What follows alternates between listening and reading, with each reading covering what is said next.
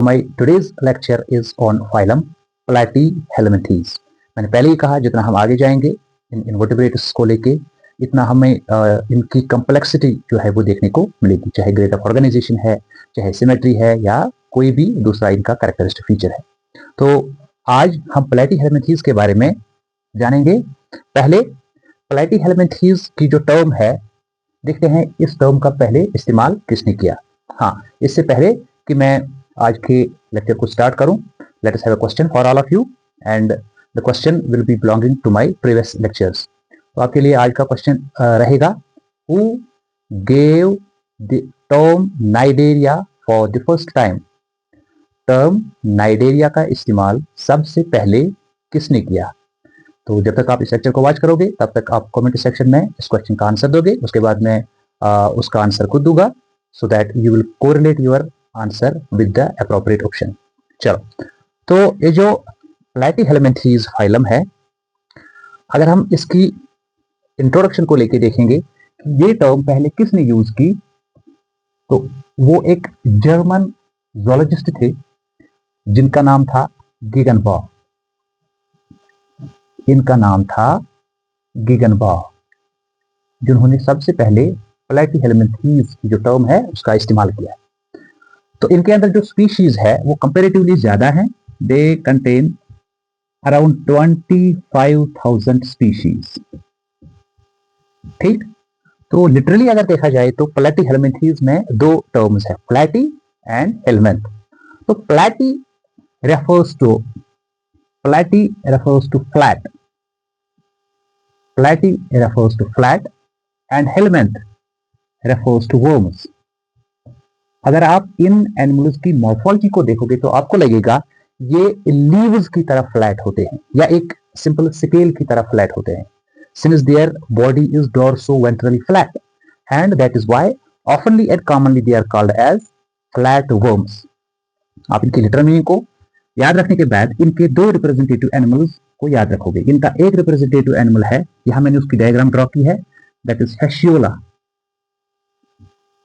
fasciola, or commonly it's called as liver fluke, and I have drawn another animal here like a snake, but it is not a snake, it is Taenia, commonly called as what, tapeworm। इन दो animals का इस्तेमाल हम ज्यादातर as a representative animal और representing the animals belong to the platyhelminthes, इनका ज्यादातर इस्तेमाल करते हैं स्टडी पर्पस के लिए। तो ये तो हुआ इंट्रोडक्शन में। इसके बाद if we are going to define them, how we will define them. ये वो एनिमल्स हैं कि जिनके अंदर पहली बार आपको सेफलाइजेशन देखने को मिलेगी, पहली बार ट्रिप्लोब्लास्टिक नेचर देखने को मिलेगा, ठीक, और पहली बार ladder type nervous system with specialised some of the sensory structures का जो डेवलपमेंट है वो देखने को मिलेगा। तो इनको हम डिफाइन करते हैं as a group of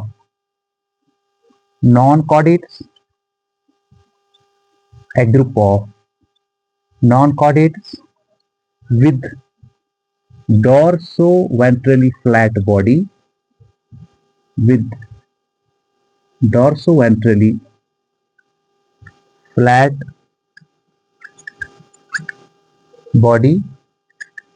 triploblastic,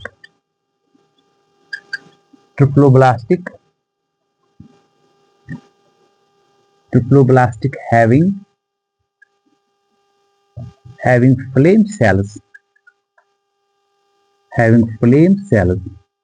as special character.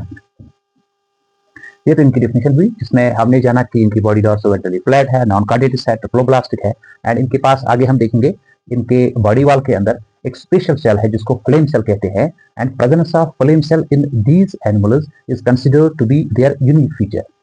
तो इसके बाद इनके बाकी कैरेक्टर्स पे जाते हैं। तो इनका सबसे पहला जो कैरेक्टर है वो हैबिटेट के हवाले से रहने वाला है, ठीक। तो हैबिटेट को लेके ये जो एनिमल्स होते हैं, ये आपको अगर फ्री लिविंग फॉर्म है तो आपको ये मैराइन भी, फ्रेश वाटर भी, अगर फ्री लिविंग है तो मैराइन फॉर्म्स भी हैं, फ्रेश वाटर फॉर्म्स भी हैं, एंड इवन टेरेस्ट्रियल वेट डैम्प जो कंडीशंस होती हैं वहां पे होते हैं। लेकिन ज्यादातर इनके अंदर जो एनिमल्स होते हैं वो पैरासिटिक फॉर्म्स में होते हैं, एंड मोस्टली दे आर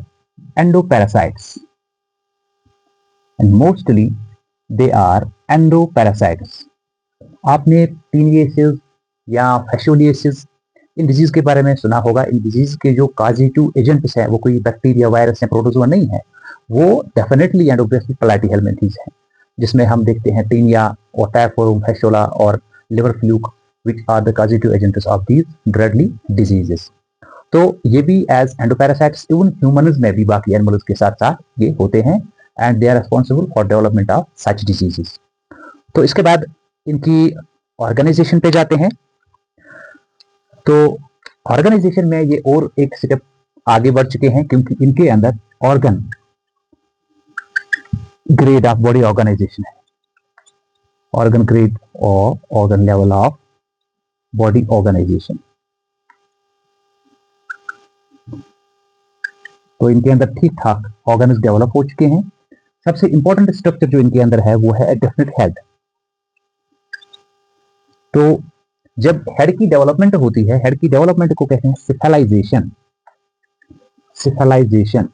तो आप याद रखोगे कि सिफेलाइजेशन के हवाले से ये प्लैटीहेलमिंथेस जो है ये पहला ऐसा फाइलम है जहां से सिफेलाइजेशन की शुरुआत होती है। तो इनकी जो फ्री लिविंग फॉर्म्स होती है, well market head anterior side होता है, एवं पैरासिटिक फॉर्म होते हैं। अगर यहाँ पे मैं इस टीनिया की बात कहूं तो इस टीनिया में एक एंटीरियर साइड एक हेड लाइक सिफेलाइजेशन हो चुका है, ठीक है। तो आप अच्छी तरह कह सकते हो ये हेड रीजन है और ये अनदर टेल रीजन या इसका अपोजिट रीजन है, ठीक है। तो इनके अंदर जो बॉडी होती है वो सेगमेंटेड भी हो सकती है, नॉन सेगमेंटेड भी। हालांकि इनके अंदर जो सेगमेंटेशन है वो फॉल्स होती है। अगर हम टीनिया की बात करेंगे तो इनके अंदर आपको ये सो कॉल्ड सेगमेंट जो देखने को मिलेगी, इनफैक्ट ये सेगमेंट्स नहीं है, इनके अंदर ये स्ट्रोबुलेशन है। इसके अंदर जो डिफरेंट सो कॉल्ड सेगमेंट्स होते हैं, हर एक सेगमेंट है respective male and female structures हैं, रिप्रोडक्टिव सिस्टम्स होते हैं। आगे उनके बारे में जानेंगे। तो let us have a look over their symmetry. तो इनकी जो सिमेट्री है वो अब से है बाइलेटरल। Very important point. अब तक जो हम सिमेट्री देख रहे थे वो क्या थी? That symmetry was only radial और बाइरेडियल। जो सिमेट्री में एडवांस्ड फॉर्म ऑफ सिमेट्री होती है वो तो बाइलेटरल है। तो बाइलेटरल सिमेट्री की जो बिगिनिंग शुरुआत हुई है वो भी प्लैटीहेलमिंथेस से हुई है। तो इनके अंदर बाइलेटरल सिमेट्री मौजूद होती है। Well marked from anterior to posterior side से अगर आप हाइपोथेटिकल डिवीजन करते हो तो आपको इनके अंदर दो लेटरल साइड्स में इनके मॉर्फोलॉजिकल स्ट्रक्चर्स एक दूसरे की मिरर इमेजेस में देखने को मिलेंगे। henceforth they have bilateral symmetry and यहाँ से स्टार्ट या बिगिनिंग होती है किसकी? इस बाइलेटरल सिमेट्री वाले कैरेक्टर की। चलो आगे बढ़ के इनके जर्म लेयर्स को देखते हैं। इनमें कंप्लीट 3 जर्म लेयर्स होते हैं, ये अच्छी तरह समझने की जरूरत है आपको। Complete 3 germ layers. इनमें जो पहले जर्म लेयर्स बनते हैं अच्छी तरह एक्टोडर्म भी बनता है, फिर एंडोडर्म भी बनता है और यस डेफिनेटली मेसोडर्म भी बनता है।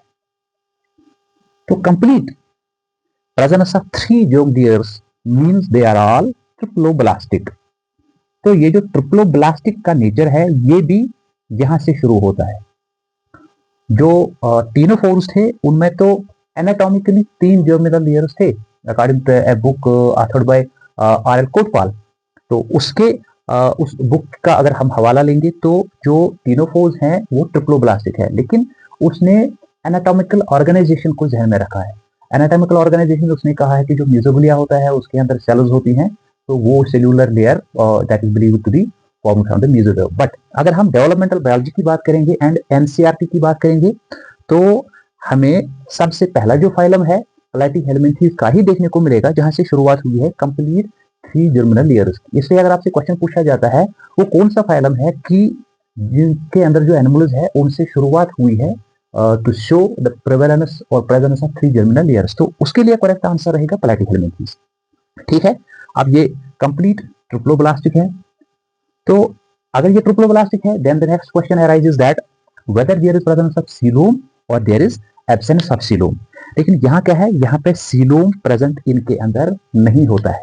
3 जर्मिनल लेयर्स होते हैं but there is no coelom, henceforth they are said to be acoelomate.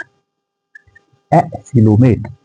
However, अगर आप इनका डाइसेक्शन करते हो, फिर कुछ माइक्रोस्कोपिक एग्जामिनेशन, आप हिस्टोलॉजिकल एग्जामिनेशन करते हो, इनके कुछ मेसोडर्मल स्ट्रक्चर्स के बाहर से एक कवर होता है, जिस कवर को यूजुअली हम मेसेंकाइम कहते हैं, और उस मेसेंकाइम के अंदर एक टिश्यू होता है usually called as parenchyma, usually called as parenchyma. So neither their mesenchyme is coelo nor their parenchyma. Parenchyma is just the cellular collection which is present surrounding some of the mesodermal structures in platyhelminthes. But there is totally absence of body cavity as a coelom. Henceforth, they are acoelomate. And next is body covering. Yes, as I earlier told you that ये जो animals हैं ये mostly as endoparasites होते हैं. जब endoparasitic nature होता है तो अगर हम ह्यूमन्स की बात करेंगे, हमारे अंदर टीनिया सोलियम या टीनिया सजिनेटा, टीनिया सोलियम होता है टीनियासिस का कॉजेटिव एजेंट एंड टीनिया सजिनेटा भी. हालांकि टीनिया सोलियम जो है वो इन्फेक्टेड पोक की वजह से होता है, और जो टीनिया सजिनेटा है वो इन्फेक्टेड जो बीफ होता है उसकी वजह से वो इन्फेक्शन हमको लग जाती है. उसके बाद ये जो टीनिया है ये अपना लाइफ साइकिल हमारे इंटेस्टाइन में कंप्लीट करता है, हमारे इंटेस्टाइन में ये होता है. हालांकि इसका लाइफ साइकिल ये डाइजेनेटिक है, तो जो पार्ट ये हमारे इंटेस्टाइन में कंप्लीट करता है, तो उस इंटेस्टाइन में यहाँ पे एक क्वेश्चन रेज हो सकता है कि जो हमारे प्रोटीन डाइजेस्टिव एंजाइम्स है वो इसको डाइजेस्ट क्यों नहीं कर सकते हैं. तो इसके लिए आंसर रहेगा इनकी बॉडी कवरिंग. तो इनकी बॉडी कवरिंग में बाहर से जो एक कवर होता है दैट इज कॉल्ड टेगुमेंट. ये जो टेगुमेंट है it is highly resistant, it is highly resistant to our digestive enzymes.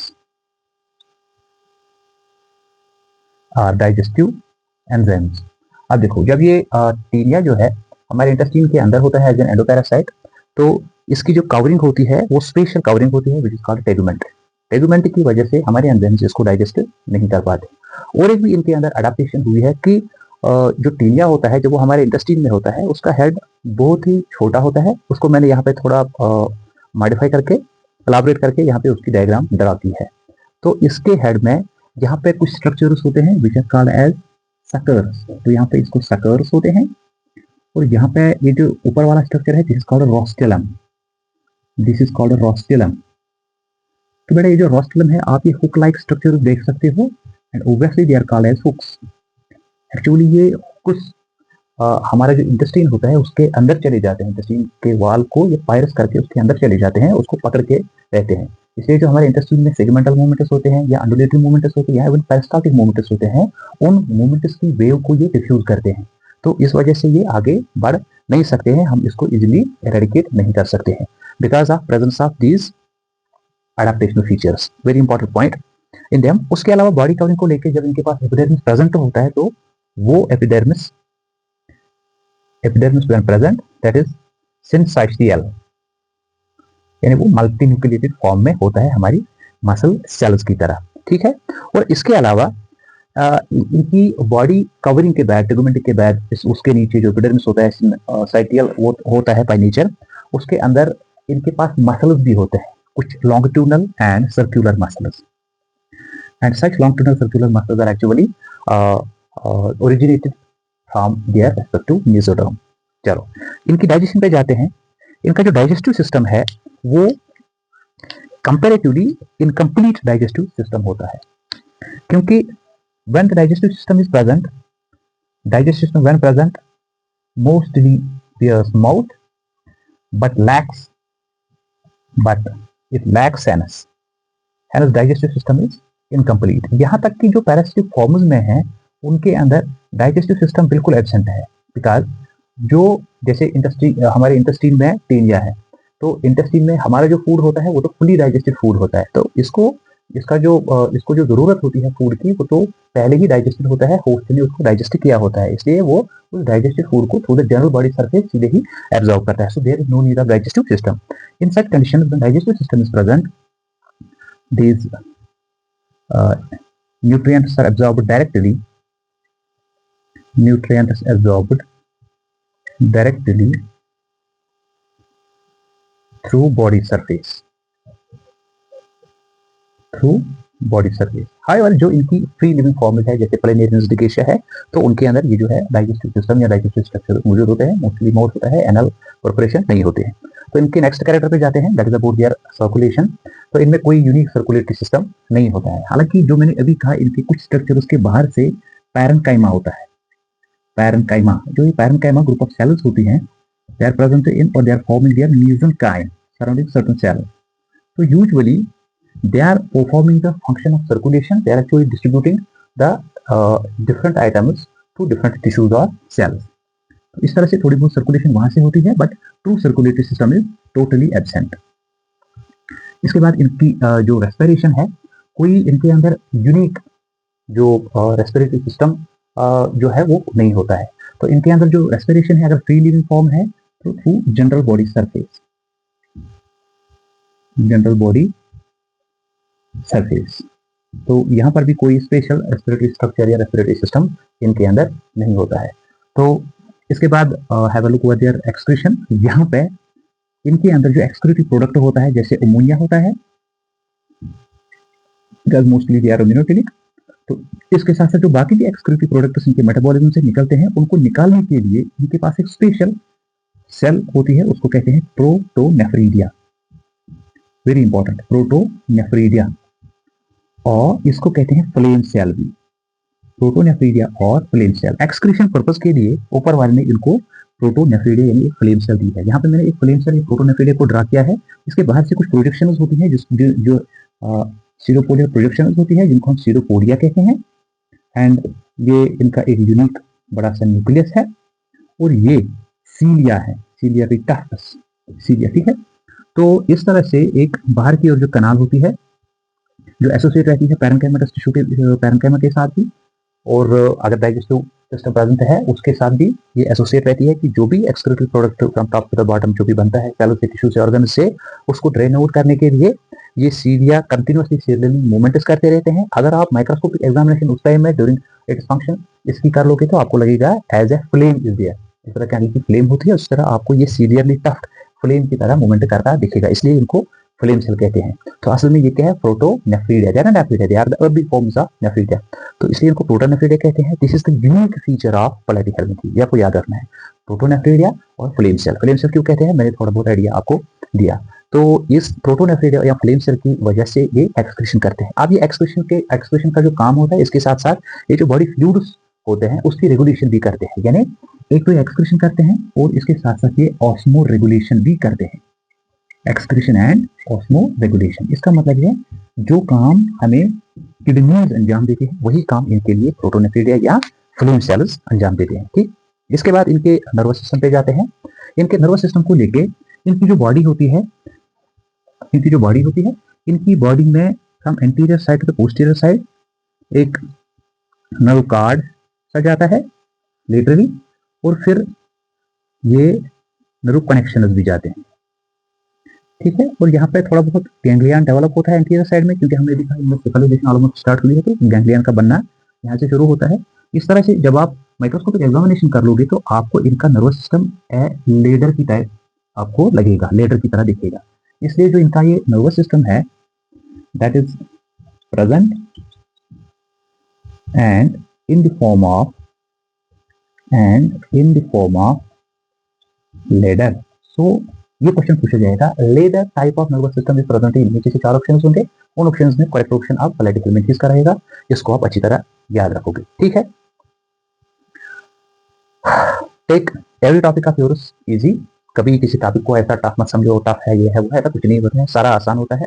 आप अच्छी तरह फोकस्ड आप रहोगे और अच्छी तरह वॉच कर लोगे लेक्चर्स। आई होप कि जो भी छोटा या बड़ा कॉन्सेप्ट है तो वो आपको क्लियर हो जाएगा और आप कभी भूलोगे नहीं, ठीक है। बट अपने आप को कभी भी किसी भी चीज से मत डरा, चाहे एग्जाम है, चाहे क्वेश्चन है, चाहे कुछ भी है, ठीक है। Be firm and be dedicated and hope for the best. तो इनका जो नर्वस सिस्टम है वो लेडर टाइप है। नर्वस सिस्टम के अलावा इनकी कुछ सेंसरी स्ट्रक्चर्स जो है वो भी कंपेरेटिवली अच्छी तरह डेवलप हुई है। जो इनकी फ्री फॉर्म्स होती है वहां पे आईज तो नहीं होती है, लेकिन आई स्पॉट्स होती हैं।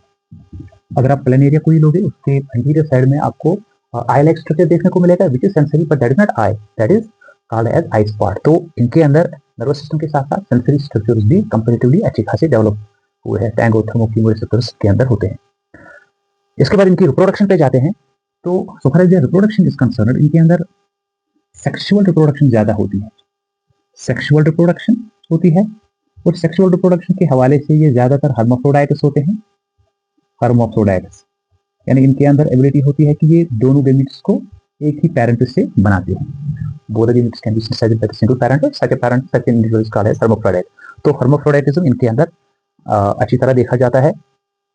और जो इनके अंदर सेक्सुअल ये रिप्रोडक्शन होती है, सेक्सुअल रिप्रोडक्शन के बाद गेमीट्स जो प्रोड्यूस होते हैं वो आपस में फ्यूज होते हैं अगर एक ही इंडिविजुअल से दोनों गेमीट्स बने, ठीक है। यानी से दिस इज द टीनिया। तो टीनिया में एबिलिटी होती है कि ये मेल फीमेल गेमीट्स दोनों गेमीट्स सिंगल हैंडली प्रोड्यूस करता है, यानी both gametes are synthesized from the single individual. तो इस तरह कभी इनके अंदर सेल्फ फर्टिलाइजेशन भी होती है। सेल्फ फर्टिलाइजेशन में होता क्या है, when both the gametes which got fused with one another to form the zygote when we have got both of the gametes from the single parent। तो उस तरह की फर्टिलाइजेशन को सेल्फ फर्टिलाइजेशन कहते हैं, या इनके अंदर क्रॉस फर्टिलाइजेशन भी होती है। जैसे मैंने एक की एग्जांपल दी सेल्फ फर्टिलाइजेशन को लेकर, लेकिन बाकी में अक्सर में इनके अंदर क्रॉस फर्टिलाइजेशन भी होती है।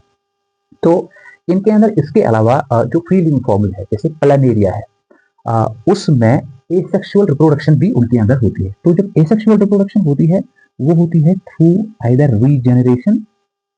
तो प्रीवियस लेक्चर्स में हमने रीजेनरेशन के कंसेप्ट को समझाया, या इनके अंदर एसेक्सुअल रिप्रोडक्शन हो सकती है via fragmentation. Reproduction through asexual means भी इनके अंदर होती है, ठीक। इसके बाद रिप्रोडक्शन के बाद चाहे फर्टिलाइजेशन होती है या कोई रिप्रोडक्टिव यूनिट बनता है, उसका फिर जो वो डेवलपमेंट होता है वो मोस्टली होता है थ्रू लार्वा। तो जब लाइफ साइकिल के अंदर डेवलपमेंट थ्रू लार्वा हो, उस डेवलपमेंट को कहते हैं इनडायरेक्ट डेवलपमेंट। इनके अंदर इनडायरेक्ट डेवलपमेंट होता है। इनके अंदर कई सारे लार्वा फॉर्म्स मौजूद होते हैं, कुछ एक दो के नाम में लिखता हूं, जैसे लाइकोफोर लार्वा, जैसे सिस्ट सर्कस, जैसे रीडिया, जैसे सर्केरिया, मेटासर्केरिया भी है। ये कुछ definitive larval forms of some of the platyhelminthes है जो इनके अंदर कॉमन लार्वल फॉर्म्स होते हैं। तो इसके बाद इनकी थोड़ी इंपॉर्टेंस पे जाते हैं। एक इनके अंदर जो एक यूनिक इंपॉर्टेंस है वो है इनकी स्टडी। तो इनकी स्टडी को लेके इनके अंदर जो पैरासिटिक एडेप्टेशन देखने को मिली है, उसमें स्टडी से पता चला कि आज से पहले मिलियंस ऑफ ईयर्स भी ये on the surface of earth मौजूद थे और अब भी हैं। तो स्पेस में अभी इनको लिया गया है, वहां पर भी अपने आप को if we are providing some of the conditions to them, favourable condition, ये अपने आप को वहां भी अडाप्ट करते हैं। ये जो अडाप्टेशन की एबिलिटी इनके अंदर होती है, चाहे एंडोपैरासिटिक नेचर है, फ्री लिविंग नेचर है, एक्टोपैरासिटिक नेचर है, तो उस अडाप्टेशन को लेकर इनके अंदर स्टडी होती है how is it possible that an organism और species can itself adopt through millions of years. तो इस हवाले से इनकी इकोनॉमिक इंपॉर्टेंस ज्यादा है। और उसके साथ साथ ये जो एनिमल्स है, इन एनिमल्स की वजह से टीनियसिस होता है, टीनिया से फैशोलियसिस आपने सुना होगा, हाइडेटेड सिस्ट जो होते हैं, हाइडेटेड सिस्ट जो इकाइनोकोकस इनके अंदर और एक एग्जांपल है एक एंडोपैरासाइट की। ये जो डायरेक्टली कुछ डिजीजेस हैं, तो इन डिजीजेस के कॉजेटिव एजेंट यही प्लैटीहेल्मिंथेस है, ठीक है। और इनकी क्लासिफिकेशन को लेके इनको क्लासिफाई किया गया है इनटू 3 सिंपल क्लासेस। एक है टर्बिलेरिया, और एक है ट्रेमेटोडा, और एक है सेस्टोडा। मैं यहाँ पे इसलिए नहीं लिख रहा हूँ क्योंकि नीट में आपको इसकी जरूरत नहीं है। बोर्ड लेवल ऑफ एग्जामिनेशन, आप सीबीएसई हो, जेके बोर्ड हो, कोई दूसरा बोर्ड हो, किसी भी स्टेट का हो, उसमें वहाँ पे क्लासिफिकेशन नहीं पूछी जाती है। इसलिए जो बेसिक लेवल का कोई एग्जाम प्रिपेयर करेगा उनके लिए ये थोड़ा बहुत एक्स्ट्रा इन्फॉर्मेशन देता हूँ लास्ट में। इनकी क्लासिफिकेशन को लेके इनके अंदर यही 3 क्लासेस है। टर्बिलेरिया जिसमें फ्री लिविंग फॉर्म्स होते हैं जैसे प्लेनेरिया है, और एक है ट्रेमेटोडा जिसमें फैशोला जैसे स्पीशीज होती हैं, और एक है सेस्टोडा जिसके अंदर ये टीनिया या टैपवर्म लाइक ये जो स्पीशीज है वो होती है। इनमें कई सारे और भी स्पीशीज होती है, जैसे स्टीनोस्टोमम, आपको एक एग्जाम्पल याद रखोगे इनके अंदर स्टीनोस्टोमम एज एन एग्जाम्पल याद रखोगे, टीनिया एज एन एग्जाम्पल याद रखोगे, फैशियोला एज एन एग्जाम्पल याद रखोगे आप Echinococcus, Echinococcus as an example आप याद रखोगे, ठीक है। टिगेशिया या प्लानेरिया, प्लानेरिया, पैराम्फिस्टोम है, मुनिजिया है, so many species are there, so many examples are there. तो विद दिस का लेक्चर कंप्लीट होता है। अब टाइम हो रहा है जो मैंने क्वेश्चन पूछा था उसका आंसर देने का। मैंने पूछा था नाइडेरिया की जो टर्म है पहले किसने यूज की, उसका जो सही आंसर है वो है हैटस्टिक, क्योंकि ल्यूकार्ट ने सिरेंट्रेटा की जो टर्म है उसका पहले इस्तेमाल किया था, लेकिन on the basis of the cnidoblasts और द नाइडोसाइड्स, तो ये जो हैटस्टिक है उन्होंने पहले नाइडेरिया जो टर्म है इसका इस्तेमाल किया था। तो इसके बाद जो नेक्स्ट लेक्चर आ रहा है वो आ रहा है ऑन नेमेटोड्स और एस्केहेलमिंथीज। तो stay tuned and connected with my channel and hope for the best. Work with full dedication and enthusiasm. मिलते हैं नेक्स्ट लेक्चर में। Till then, stay blessed. अल्लाह हाफिज।